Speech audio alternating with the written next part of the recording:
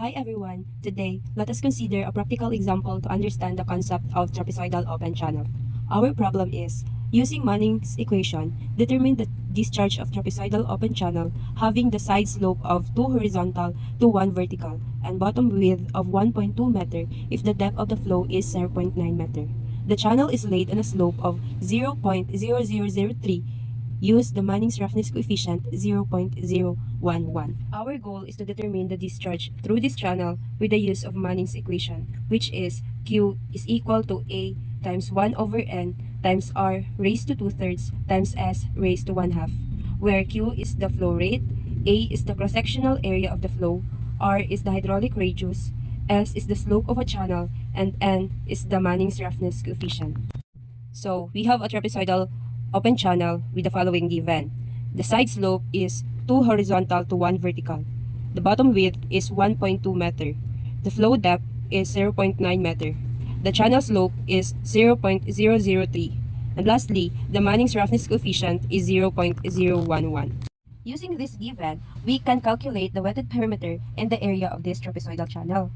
We need to get the area of this channel because we need this to calculate the discharge of this channel. And also, we need to get the wetted perimeter. Since getting the value of the hydraulic radius, we need to divide the area of the trapezoidal channel over the perimeter. Now that this channel is divided into 3 sections or 3 shapes, first we will get the area of this triangle.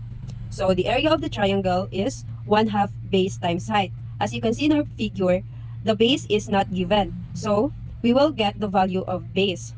This small triangle is similar to this big triangle. For us to get the value of base, we will get the ratio. So 1 over 9 is equal to 2 over x, or let x is equal to base. So base here will be 1.8 meter. Now that we already have the value of our base, let's input it in our equation in getting the area of the triangle. So 1/2 times 1.8 times 0.9, the area of this triangle is 0.81 meters squared. Since we have 2 right triangle here and also they have the same dimension, we will get the total area of this triangle. So 0.81 plus 0.81 meters squared is equal to 1.62 meters squared. So the total area of this triangle is 1.62 meters squared. Next is we will get the area of the rectangle. So getting the area of rectangle, the equation is area is equal to length times width. So the length of our channel is 0.9 meter.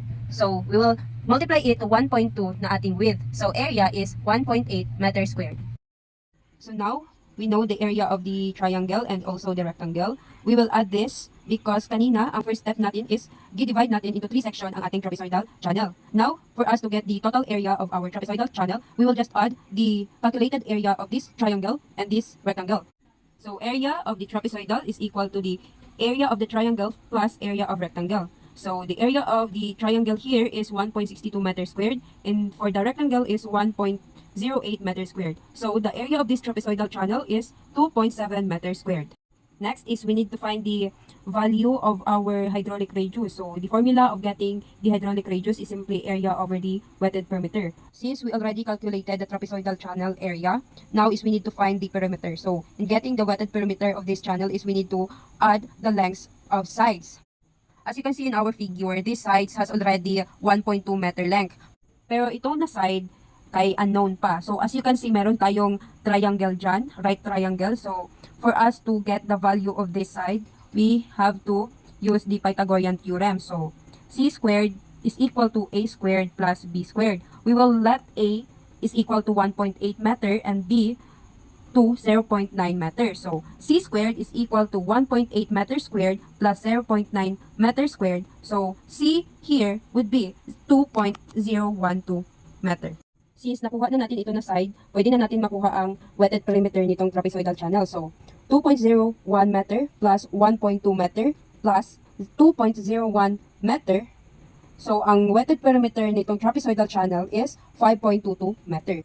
Since nakuha na natin ang value ng wetted perimeter, pwede na natin makuha ang hydraulic radius. So, we simply substitute the calculated value of the area and then the perimeter. So, area na 2.7 meters squared over 5.22 meter. So, the hydraulic radius of this channel is 0.52 meter. Bakit meter na lang? Kasi makancel man yung 2 meter. So, ang matira is 1 meter na lang.